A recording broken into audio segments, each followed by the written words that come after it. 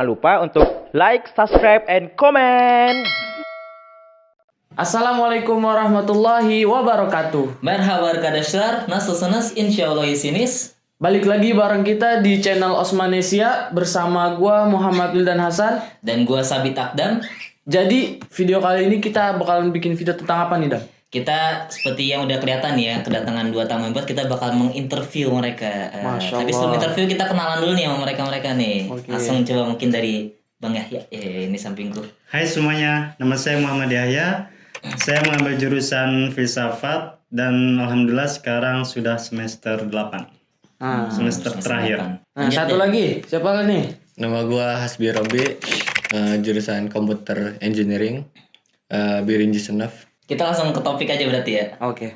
Kita mau ngomong apa ini dan kita mau bahas apa nih sekarang nih? Jadi buat sekedar informasi teman-teman, teman kita ini salah satunya ada yang ngambil bahasa Turki dan ada juga yang ngambil bahasa Inggris. Bahasa Nah, pengantarnya. bahasa pengantarnya. Jadi kita mau tanya nih, apa sih perbedaannya ketika kita kuliah di Turki dengan bahasa pengantar bahasa Turki dan pengantar Dan bahasa bahasa Inggris, Inggris. gitu. Jadi udah ada dua perbandingan nih sekaligus nih. Jadi teman-teman bakal Betul. ngeliat nih bagaimana sih kalau kuliah di Turki pakai bahasa Inggris sama pakai bahasa Turki. Betul. Langsung aja kali ya Dan ya. Aja nih, pertanyaan pertama. Ayo langsung.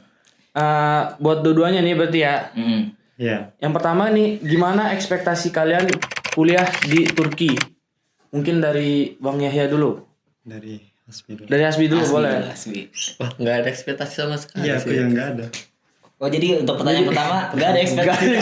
Nggak ada. Oke. Emang nggak ada. Ya udah Ya kuliah udah, aja di Turki. pengen kuliah aja. Oh iya. Nggak ada. Lebih ke paling ke ini sih, mungkin Apa? kalau misalkan karena orang pada bilang apa? Negara yang Islami, enggak kontra Islami, sama aja. Oh tadinya berekspektasi Turki itu negara yang Islami banget gitu. Iya. Kayak kemana-mana pakai gamis. Iya iya. Ternyata nggak juga kan. Atau mungkin pas lagi mau kesini, negeri dua benua. Eropa. Eropa sama Asia. Padahal Eropanya di pojok. Cuman segini doang. Ya berarti nggak ada ekspektasi lebih sama sekali ya. Biasa aja waktu sebelum berangkat ya. Iya. Oke. Berarti kalau nggak ada ekspektasi kita langsung lanjut nih ke pertanyaan kedua nih. Betul. Pertanyaan kedua adalah pengalaman waktu kelas Tomer. Ini gimana sih? Mungkin dari siapa dulu nih? Bang Yahya atau Asbi dulu nih? Oke. Dari Bang Yahya. Bang Yahya dulu. Pengalamannya di samping kita mempelajari bahasa Turki, kita juga mempelajari bagaimana kehidupan di Turki, budaya, kultur. Karena yang seperti kita ketahui, bahasa ini adalah inti daripada budaya atau kultur. Kalau di Indonesia kan budaya, dari kata budaya, budaya. Apa tuh budaya? Budaya itu kata daripada kultur. Kulturnya itu kan bahasa Yunani. Kalau diserap dari ke bahasa Indonesia berarti Budaya. budaya. Nah, jadi suatu kultur tidak bisa dikatakan kultur kalau tidak ada bahasa.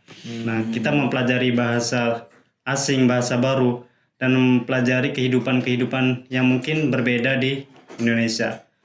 Nah, pengalaman yang lainnya itu kayak gimana? Mempelajari bahasa Turki mungkin kayak mempelajari bahasa asing yang baru gitu. Mungkin untuk pemula bisa dikatakan susah. Untuk Karena awal-awal ya, Bang. iya untuk awal-awal. Terus kemudian nanti selanjutnya kita akan lebih mudah karena kita terbiasa. Dan kalau mempelajari bahasa baru kan kita ada 4 hal yang harus kita kuasai itu. Apa aja tuh Bang patahnya? Kayak sama dengan bahasa Inggris, ada listening, ada Oh iya. reading, writing, sama satunya lagi speaking. Nah, sama juga dengan bahasa Turki nih, 4 bidang ini harus kita pahami dan kuasai itu. Nah itu dari pengalaman Bang Yahya tuh berarti. Tanya Dan yang sampingmu Dan. Kenapa harus kayak gitu? Nah kalau dari pengalaman saudara Hasbi sendiri gimana nih? Sebenarnya ini bukan pengalaman gue sendiri ya, karena emang sebenarnya gue satu kelas juga sama mereka berdua, sama Abdam sama Wildan. Jadi gimana pengalamannya? Lah, Tanya balik. Jadi yang diinterview siapa Dan? Enggak, soalnya kita ngerasa apa ya? Kita tuh kayak cuman dapat kelas tuh cuman 2 level doang gitu, karena memang sisanya itu kita online. Jadi udah tuh online tuh udah mulai nggak jelas, sudah mulai itu. Tapi Online karena karena corona. Iya. Apa ya? Lebih ke ini sih mungkin. Kita lebih mudah belajar bahasa Turki kalau kita tinggal di asrama. Itu memudahkan sekali. Kalau hanya di kelas itu kurang. Nggak ada aplikasiannya kan. Betul, karena emang yang penting mah belajar bahasa itu kan prakteknya. Nah itu betul prakteknya. Kalau ngomong bahasa Indonesia terus ya sama aja bohong gitu. Nanti juga ujung-ujungnya lupa. Betul. Kalau nangkap tadi Bang Yahya bilang kan bahasa itu kan kultur ya, budaya ya. Jadi kalau misalnya kita belajar bahasa gitu kalau bukan sama orang-orang aslinya, kayak misalnya kita di asrama nih sama orang-orang Turki, kita nggak dapet nanti. Nah itu. Kalau kuliah di Turki tapi mainnya sama orang-orang Indo juga, Ya sama sama aja. aja Sama kuliah aja. di Indo ya. Iya. Sama aja kayak kuliah di UIN ya enggak? Iya. udah yuk kita kuliah di Yuk pulang yuk. Tapi kan tadi kan ngomongin ini ya, Tomer terkait misalnya Bang Yahya bahasa Turki, Hasbi juga pernah bahasa Turki. Cuman kan di sini kan Hasbi bahasa Inggris nih jurusannya nih. Nah gimana nih maksudnya pengalaman waktu pas lagi kursus bahasa Inggrisnya gitu, tapi di Turki gitu. Oh itu full online sih masalahnya. Cuman lebih ke tantangannya pas ketika lagi awal kuliahnya. Kita karena emang harus adaptasi langsung kan. Tiba-tiba langsung yang biasanya kita di kelas Tomer dengarnya pakai bahasa Turki, dijelasnya pakai bahasa Turki, tiba-tiba pakai bahasa Inggris. Tapi alhamdulillahnya memang di Indonesia itu kita udah belajar juga bahasa Inggris, jadi nggak terlalu kaget lah. punya dasar. Tapi tetap aja gitu. Kalau ketika ngomong sama temen yang orang Turki, tetap aja pakai bahasa Turki. Oh, Iya paham. tapi hojanya pakai bahasa Turki, bahasa Inggris kan? Tetap bahasa Inggris. Bahasa Inggris. Karena memang hojanya juga dari ya Banja juga gitu. Oh, iya. Jadi mau nggak mau ya dia pakai bahasa Inggris. Nah setelah udah selesai Tomer nih, selesai kursus bahasa atau bahasa Inggris bahasa Turki, kan kita bakal lanjut ke jenjang. kuliah tentunya. Nah, di masa-masa kuliah ini waktu pertama kali masuk nih, Bang. Kesannya itu gimana sih, Bang, waktu pertama kali masuk bangku perkuliahan tuh? Gimana Pas nih? pertama kali masuk kelas ya, pas minggu-minggu pertama. Minggu-minggu pertama itu aku langsung, karena mahasiswa baru kan ya, langsung masuk ke kelas, dan aku merasa diri saya itu emang benar-benar tidak paham sama sekali gitu apa yang disampaikan oleh dosen itu. Pelangap-pelongo kayak nggak jelas, nggak tahu sama sekali. Nggak nangkap sama sekali Bang, mau jawab. Iya, karena memang beda dengan yang saya rasakan ketika berada di kelas Tomer atau di persiapan bahasa dan duduk di bangku kuliah yang dosennya tuh full Bahasa Turki. menerangkan pelajarannya itu bahasa Turki. Tapi antisipasi daripada itu semua, saya merasa termotivasi setelah saya pelangap-pelongo nggak bisa di kelas. Saya langsung tuh mencatat buku, kemudian menggarisbawahi, mencari kalimat yang belum saya pahami, mencari kosakata. Kan saya waktu itu ada buku khusus, saya catat kosakata baru yang memang benar-benar saya tidak ketahui. Catat semuanya, kemudian saya garis bawahi, kemudian saya baca ulang. Jadi karena saya ini lebih presentasi kepahaman saya ini lebih besar kepada membaca daripada mendengarkan dosen menjelaskan pelajaran. Tapi memang betul nih apa yang Bang Yahya katakan, karena aku sendiri juga ngerasain tuh waktu pertama kali masuk kuliah itu rasanya excited banget kan, mau masuk kuliah, kuliah nih. wah, akhirnya kuliah gitu. Tapi begitu masuk kelas ternyata memang bahasa-bahasa akademik mungkin ya, akademik beda dengan bahasa sehari-hari kita yang kita pelajarin di Tomer gitu sih. Tapi emang berarti maksudnya pas lagi selama belajar Turkce di Tomer sama pas lagi masuk kelas tuh udah beda banget berubah bahasanya. Iya. Untuk Hasbi sendiri gimana? Pertama kali ini kan bahasa Inggris berarti ya? Iya. Gimana tuh? Sebenarnya sama aja kali ya, bahasa-bahasa yang sering kita dengar sama yang Hoja omongin gitu. Karena memang ya yang Hoja omongin itu, yang Hoja terangkan gitu ya, itu emang belum pernah kita dengar. Jadi memang kalau belum pernah dengar ya pasti nggak paham. Nah, tapi karena gua udah di SMK emang udah jurusan komputer, jadi memang sedikit paham apa yang Hoja omongin. Terkecuali kayak pelajaran umum kayak fisika, matematika, kimia apalagi gitu. Itu kan pelajaran yang notabene di SMK nggak pernah dipelajarin, terkhususnya kimia ya. Itu bener-bener apa ya? Kita nggak paham gitu apa yang diomongin karena emang kosakatanya aja baru tahu gitu. Ya paling mungkin ya kalau kata gua bahasa Turki juga sama. Misalkan kita memang udah tahu nih kosakatanya, itu nanti mudah untuk dipahami. Betul. Paling gitu sih. Betul. Berarti kalau lu mungkin bukan lebih ke nggak paham bahasa, lebih ke nggak paham pelajaran ya. Iya. Karena emang sama sekali nol ya. Iya. Nggak pernah belajar kimia dari Iya, awal. susah jadinya ya. Dari SMK. Kalau Bang Yahya juga kan ngambil jurusan kan filsafat Bang ya. Iya. Filsafat kan ibarat maksudnya sastranya kan lumayan ya Bang ya. Berarti awal-awal tuh struggle-nya Wah, lebih bahasa lebih tinggi nggak sih bang? Karena aku termotivasi di kelas itu orang asing sendirian. Kemudian waktu sendiri ya. datang ke Karabuk, datang ke sini di Univ sini orang Indonesia cuma 2 orang, itu pun beda tempat, beda asrama lagi. Jauh. Iya. Ya, makanya aku termotivasi, aku nanya ke teman Turki, konsultasi ke Hoja, datang ke Hoja kayak gimana ini pelajaran ini.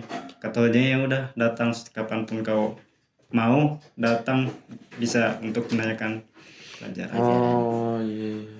Berarti emang kesimpulannya wajar lah bang ya tahun pertama itu kita susah buat memahami apa yang Hoja sampaikan gitu. Betul. Tapi ya balik lagi ke diri kita masing-masing. Berarti kita harus lebih lagi gitu belajar daripada orang Turki karena menurut saya juga kita ini harus nerjemahin dulu nih apa yang Hoja sampaikan itu baru nanti kita bisa hafalin, kita pahami gitu. Setuju. Berarti ke pertanyaan selanjutnya, bagaimana kalau misalnya anak-anak yang udah 2 tahun, 3 tahun tapi tetap nggak ngerti? Nah itu berarti ada yang salah dengan dirinya. Saya. Oke, jadi setelah kita udah tanya tentang gimana struggle awal-awal kuliah di Turki nih, pakai bahasa Inggris, pakai bahasa Turki, sekarang kita lanjut ke pertanyaan selanjutnya. Apa nih Dan? Pertanyaan selanjutnya Dan? Pertanyaan selanjutnya nih bang, bagaimana sistem kuliah yang ada di Turki ini bang? Gimana tuh? Pengen tahu nih. Sistem kuliah kita mulai dari ini ya, kredit.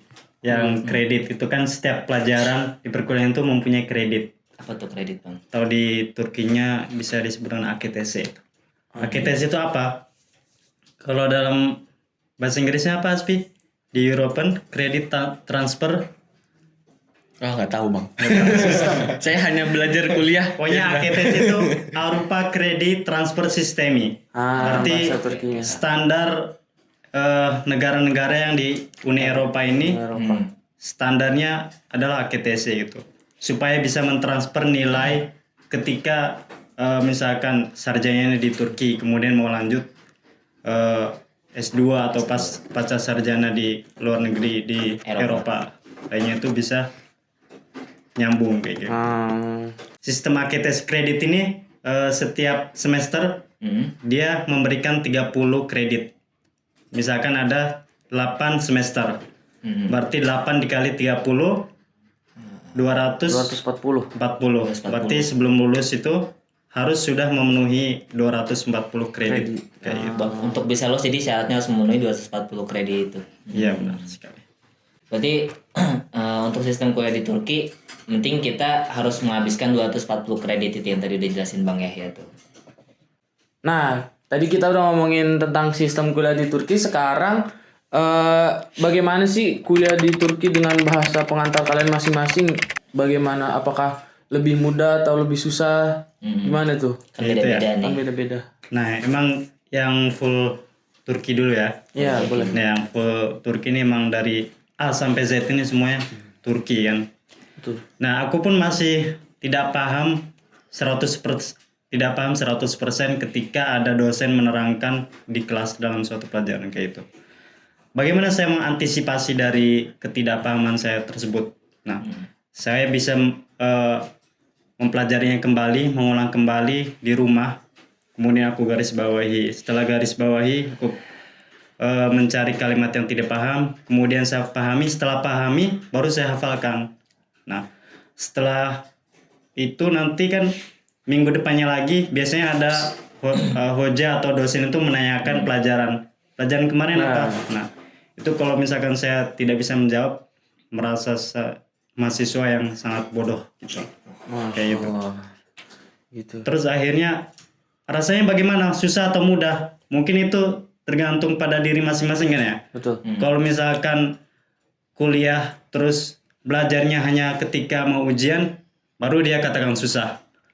Kalau misalkan mahasiswa kemudian dari minggu pertama sampai minggu 14 dia belajarnya rutin kayak gitu, dia nggak ada kata-kata susah kayak gitu. Memang dari diri kita masing-masing sendiri gitu. Kalau misalkan belajarnya sistem kebut semalam, mungkin itu udah dia Tertampar. Kenapa Wildan tahu-tahu nih? Tuh, jangan kebut semalam tuh.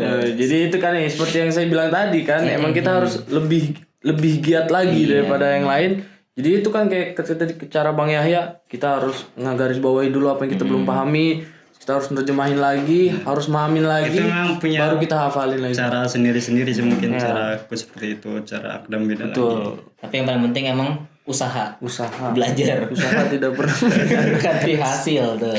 Ya, lanjut Dan ke sampingmu Dan. Lanjut gimana nih kalau dari pengantar bahasa Inggris? Iya, kayaknya lebih gampang dah. Enggak, sama aja. Sama aja ya. Sama aja. Sama aja kan, karena memang pada intinya kalau misalkan dibilang bahasa Turki, bahasa Inggris, bahasa Indonesia, misalkan lebih mudah bahasa Indonesia, pasti banyak kok orang-orang Indonesia yang IPK-nya tinggi, tapi toh sama aja. Itu mah lebih ke bagaimana cara wasilah lah ya, bisa dibilang bahasa itu sebagai wasilah, sebagai pengantar gitu. Ya itu mah lebih ke kitanya harus paham dulu aja gitu bahasa Inggrisnya. Misalkan bahasa Inggrisnya bagus, ya mungkin lebih mudah. Bahasa Turkinya bagus, pasti lebih mudah juga memahami. Menurutku sama aja sih. Berarti lu udah pinter banget bahasa Inggris ya? Enggak juga, karena emang harus belajar juga. Maksudnya belajar lagi gitu. Setelah kuliah belajar sih.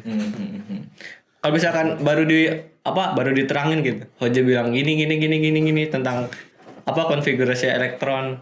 Ya udah, paham gitu. Tapi tetap aja kalau udah nyampe rumah mah kadang lupa gitu. Manusia. Betul. Jadi intinya emang mau apapun bahasanya Tetap harus belajar lagi. Selesai kelas diulang lagi. gitu. Semua kayaknya sama kayak Dindo gitu juga ya. Mungkin di Indo sama gak sih kayak waktu di SMA juga kita kan belajar udah lupa udah. Iya. Apa pelajaran SMA yang diingat? Oke, kita langsung aja skip pertanyaan selanjutnya nih.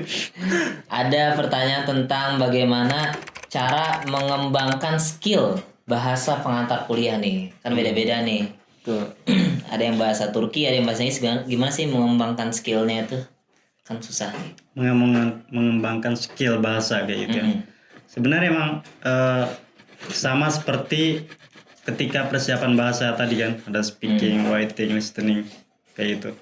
Tapi yang saya terapkan di perkuliahan ini yang saya bilang tadi, aku garis bawain, terus aku punya buku khusus nih untuk vocabularies, kosakata baru. Karena nanti misalkan jurusanku filsafat, kosakata barunya tandre, artinya Tuhan. Nanti pasti di buku-buku atau di halaman selanjutnya itu pasti kosakata itu akan muncul gitu. Jadi semakin banyak kita mencatat, nanti semakin mudah juga kita pahami.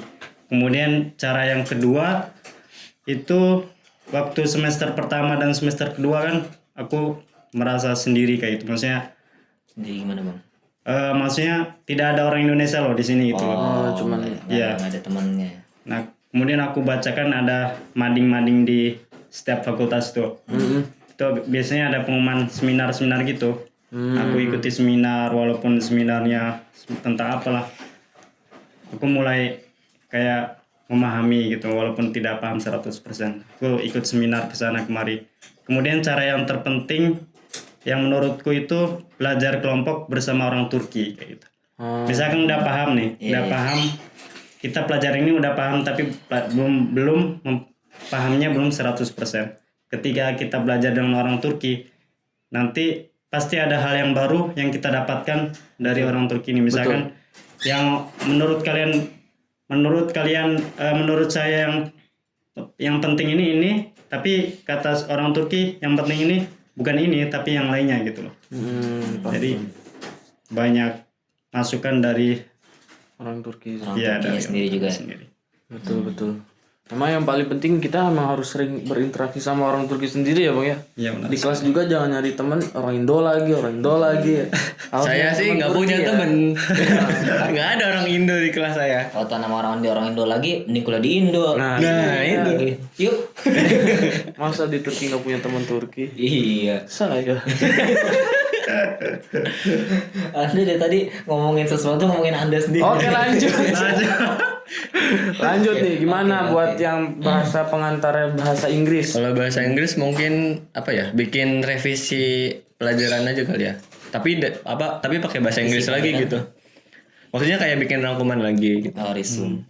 Ya, bikin rangkuman lagi pokoknya kayak atau pokoknya misalkan kita belajar matematika, ya udah kita misalkan belajarnya lewat YouTube, ya udah lewat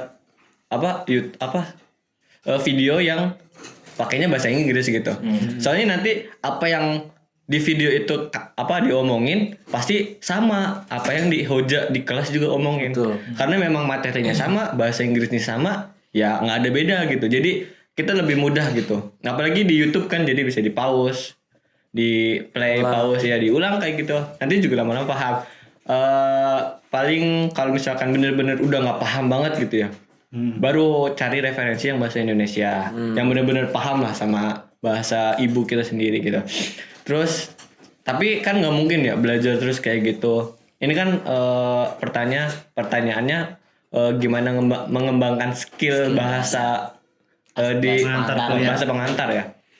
Paling kalau gua nonton YouTube, bukan nonton YouTube sih, nonton film di Netflix atau series segala macam. Tapi yang subtitlenya pakai bahasa Inggris gitu, jangan pakai subtitle Indonesia. Kan ada tuh beberapa series yang di Indonesia udah muncul tapi di Turki subtitlenya belum ada, ya masih bahasa Inggris gitu.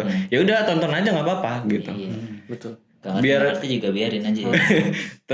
tetap harus bikin itu juga sih. Kayak apa nih kata yang nggak tahu langsung catat. Jadi selama sambil nonton sambil belajar gitu. Nah, iya. Mantap. Learning by Watching. iya itu. susah saya orang bahasa Turki saya. Jadi itu pengalaman teman-teman kayak Bang Yahya sama Hasbi tentang bagaimana cara mengembangkan skill bahasa. Bahasa pengantar. Jadi kurang lebih sama gak sih kayak di Indo ya? Sama aja sih kayak di Indo. Tapi saya sendiri nggak tahu nih kuliah di Indo tuh kayak gimana sih. Enggak, kamu kan udah 1 semester Bang. Enggak. Oh iya, Anda kan kuliah di ini. Cuman 2 minggu. Oh 2 minggu. 2 minggu terus berangkat ke sini. Iya. Karena saya pikir memang lebih baik di sini gitu. Oh. Lebih baik ya. Lebih baik alhamdulillah. Tanya kuliah di Turki. Kita. Ya, kemudian kudeta itu ada tanda tangan orang Aceh tuh banyak sekali tuh di papan besar itu. Iya. Iya. Ada rusanya nggak bang? Bukan Istana Negara Bogor. Siapa tahu ada rusanya juga.